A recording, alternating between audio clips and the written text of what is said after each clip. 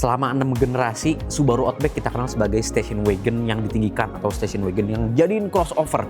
Sekarang di generasi ke-7 bener-bener berubah total jadi crossover SUV.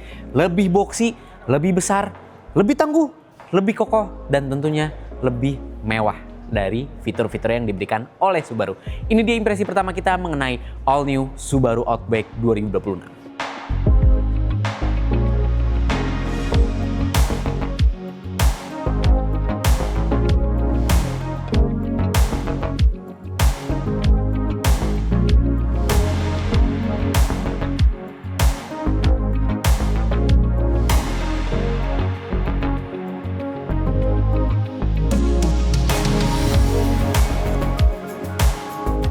Oke, pertama-tama kita pengen bahas sejarahnya dulu ya, karena Subaru Outback itu muncul di tahun 94 dan dia pertama kali muncul itu diposisikan sebagai sebuah Subaru Legacy yang sedannya itu jadiin wagon, terus dikasih over fender dan ditinggikan.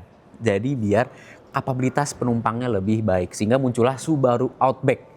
Dan sekarang 32 tahun setelahnya muncul Subaru Outback generasi terbaru yang sudah lepas dari bentuk station wagonnya, sudah tidak lagi membawa nama Legacy karena Legacy juga sudah dihentikan, dan sekarang sudah berdiri menjadi sebuah crossover SUV sendiri. Jadi tidak ada lagi siluet station wagon di Subaru Outback generasi ke-7 ini.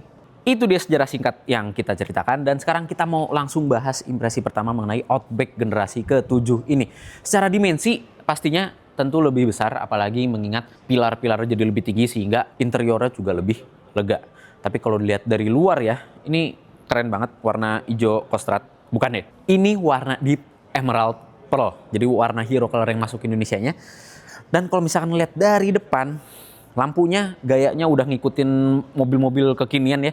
Jadi model terpisah antara DRL, Saint di bagian atas, terus bawahnya itu lampu proyektor, bawahnya lagi lampu fog lamp yang juga udah proyektor. Mereka taruh di bagian paling luar biar jangkauan lampunya juga lebih jauh. Apalagi ditambah lampu yang ngikutin setir, jadi bisa belok kiri ke kanan juga. Mukanya jadi tangguh banget, keren. Ala-ala SUV Amerika, rugged ya.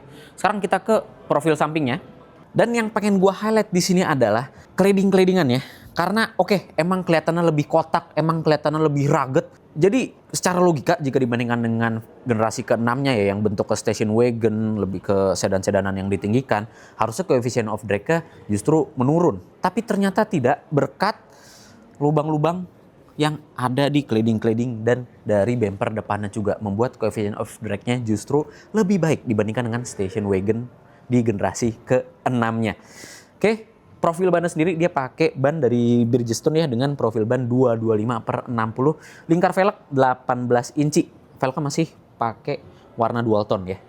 Oke, kita ke bagian sampingnya sini. Nah, ini roof rail bisa buat bawa beban hingga 100 kg. Kalau misalkan ditaruh crossbar juga itu bisa bawa beban hingga 336 kg. Dan ini pilar-pilarnya ya. Jadi nggak semuanya di blackout biar nggak ala-ala floating roof, karena lagi-lagi Subaru ingin memperlihatkan warna deep emeraldnya. Jadi meng-highlight warnanya tersebut. Tuas pintu masih bukan yang model flash tentu untuk mengikuti standar safety. Dan ground clearance ya meningkat 7 mm jadi 220 mm. Jadi kalau misalkan gua nolong kayaknya muat banget ini, bisa gue sliding mobil ini tuh. Terus ya kalau misalkan kalian perhatiin, untuk meningkatkan coefficient of drag-nya ternyata ada undercarriage covernya juga nih samping. Nggak usah kakinya, jangan ditarik dong, bisa sih kaki gue ditarik dari samping karena ini tinggi banget tuh. Masih ada jarak loh, masih ada jarak, ya ampun tinggi banget. Oke, jadi di bagian ban belakang juga ya sama profil bannya, jadi nggak ada beda sama sekali. Ini bukan mobil performance, tetap pakai Bridgestone Alenza 225/60, disc brake juga, dan kita sampai ke bagian belakang yang tetap kokoh kelihatannya. Plus ada detail kecil di sini bagian lampu. Kalau kita nyalain lampunya bagian DRL-nya itu kayak penggaris bentuknya. Dan kalau ngelihat garis-garisnya ini satuannya metrik, karena Subaru itu adalah Jepang ya, bukan Amerika yang pakai satuan Amerika imperial, bukan 1 cm per berapa burger gitu, enggak ya, enggak kayak gitu. Tulisan Outback gede banget di cover warna hitam, jadi nggak terlalu mencolok, nggak terlalu mentereng. Dan Subarunya lebih gede lagi ternyata di belakang sini. Wow, seakan ya bilang jadi nggak cukup logonya doang ya. Jadi mobil ini kayak Subaru, Subaru isu Subaru. Oke, tapi detail kecilnya ternyata nggak cuma itu, karena kita kalau misalkan lihat di bagian atapnya sini, di balik atapnya itu ada motif-motif lucu yang menyebutkan ya atau menggambarkan kalau Subaru Outback ini bisa bawa apapun, bahkan sampai hiu aja bisa dibawa. Coba hiu apa yang bisa dibawa pakai Subaru Outback? Kita juga penasaran ya. Di sini juga ada gambar Subaru Outback pakai topi gitu ya. Seakan mobil ini menyebutkan kalau dia tuh bisa menjadi apapun yang kalian inginkan. Oke, rear defogger tetap dikasih, high mount stop lamp tetap dikasih. Bagasinya kita lihat. Wah, udah pakai power tailgate tentunya. Bagasinya gede, kapasitasnya tentu muat gua 2 orang duduk sila di sini ya pasti ya. Dan covernya yang lucu, covernya kayak tenda loh. Jadi dia lemes gitu covernya tuh. Nggak kaku, nggak stiff. Mungkin buat sebagian orang ini oke ya, karena nggak bakal keletek-keletek kalau dibawa off-road. Jadi nggak bakal bunyi, rattle. Ini luas banget bagasinya ya. Tuh. Di dalamnya kita dapat spare tire yang ini kita nggak kelihatan ya. Wah, lebih kecil ukurannya daripada ban standarnya 215. Tapi profil dindingnya tetap sama 60 17 inci. Nah, dia turun 1 inci untuk spare tire-nya. Tapi bannya dari Yokohama ya. Jadi beda, kalau yang di luar itu pakai Bridgestone, yang ini pakai Yokohama. Dan buat kalian yang suka bawa anjing, ini ada ukuran anjing yang muat di dalam bagasi Subaru Outback ini. Jadi detail kecil yang sangat diperhatikan oleh Subaru. Inilah kenapa kita suka mobil yang entusias kayak begini nih. Detail-detail kecil yang diperhatiin. Oke, itu dia. Ini logo Subarunya juga masih ada di sini ternyata. Kayak mereka seakan menyebutkan kalau ini Subaru loh gitu. Padahal modelnya ya kita tahu Subaru pasti unik. Subaru nggak mau ngikutin yang lain juga nggak mau ngikutin Subaru gitu. Oke, sekarang kita masuk ke bagian interior.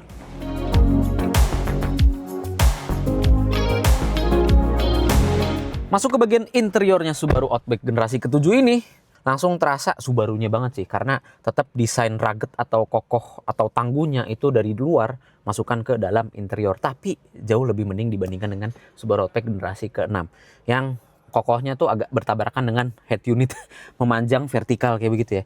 Walaupun tetap ciri khasnya Subaru ya, desain garis yang menumpuk di bagian door trim sampai ke bagian dashboard nih, kayak ini ditumpuk ke tengahnya ada lagi numpuk di bawahnya.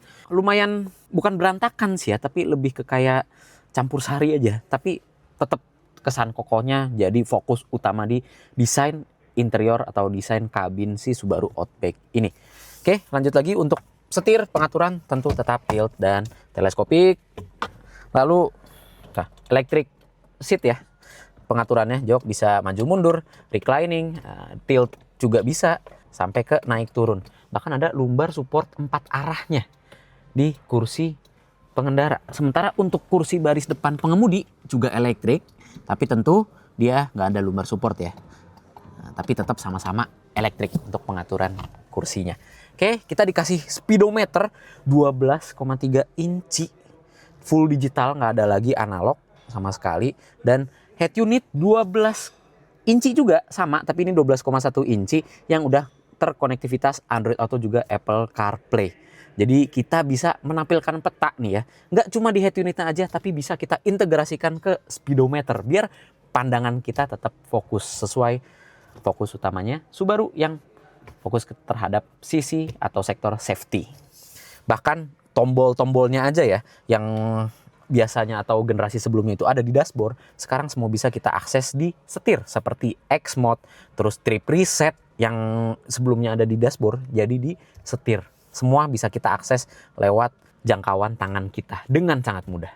Dan ngomong-ngomong soal sektor safety ya, ini sebuah Subaru, jadi kita manggil EyeSight. EyeSight itu juga meningkat. Jadi dia bisa mobilnya berhenti sendiri ketika drivernya lagi unconscious ya, atau mungkin pingsan atau mungkin ngantuk. Jadi dia bisa berhenti sendiri, mobilnya pelanin sampai ke pinggir jalan dan bisa menghindari obstacle atau amit-amit menghindari crash, jadi intervensi setir entah itu belok ke kanan atau ke kiri yang runway-nya atau jalurnya kosong. Jadi benar-benar sektor safety-nya meningkat. Nanti akan kita bahas ketika kita megang mobilnya ini. Oke, sekarang kita fokus dulu soal interiornya lagi. Pertama, di konsol tengahnya tetap kita dapat wireless charger, colokan Type C dan Type E, dan tuas transmisinya bukan model putar, bukan model apa, tetap shift knob.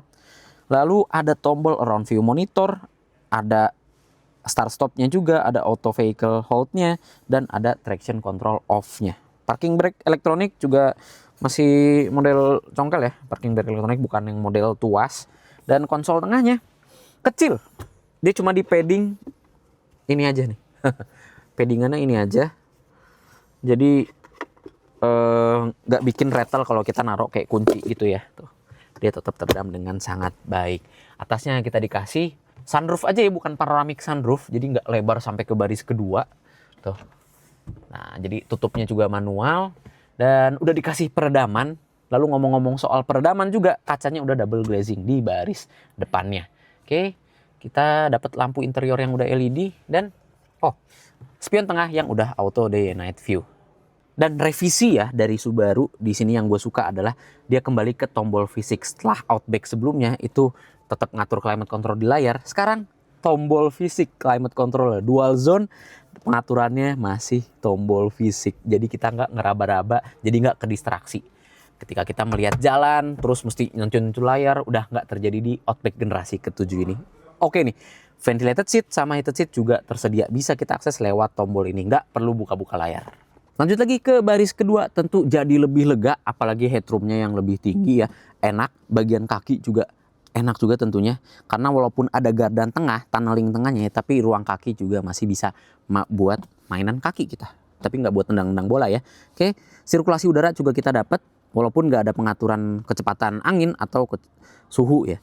Kita dapat colokan Type C, colokan Type E, dan heated seat buat penumpang kiri kanan bagian baris kedua. Oke, seat belt 3 titik juga tersedia untuk penumpang tengah dan tersedia armrest juga yang di finishing black glossy. Lalu sesuai dengan ciri khasnya Subaru ya, di bagian pintu belakangnya itu terdapat ada kayak tulangan yang nongol gitu, itu juga safety atau sistem safety dari Subarunya. Biar kalau misalkan amit-amit tabrak dari samping, pintunya tetap bisa kebuka dan tetap bisa menahan benturan juga. Lanjut lagi, biar kalian makin nikmat bawa jauh pakai Subaru Outback generasi ke-7 ini, tersedia speaker 13 titik dari Harman Kardon. Biar telinga kalian bisa dimanjakan. Dan ngomongin soal interior ya, balik lagi. Tersedia 2 pilihan, warna hitam dan warna coklat. Coklatnya coklat tua. Kenapa? Karena kalau pakai warna-warna yang muda, interiornya kan Subaru Outback ini memang dipakai untuk off-road juga tuh peruntukannya. Kalau misalkan pakai warna terang, bakal gampang kotor. Makanya Subaru cuma memberikan 2 pilihan warna yang gelap, hitam sama coklat tua.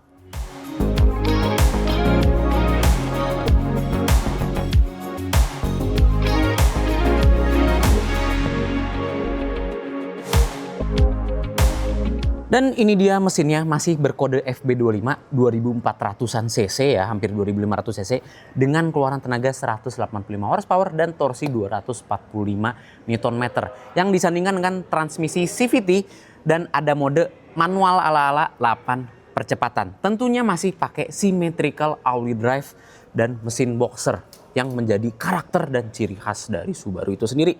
Oke. Ruangannya lega karena mesinnya boxer ya. Jadi wow, ada since 1966-nya di sini. Oke.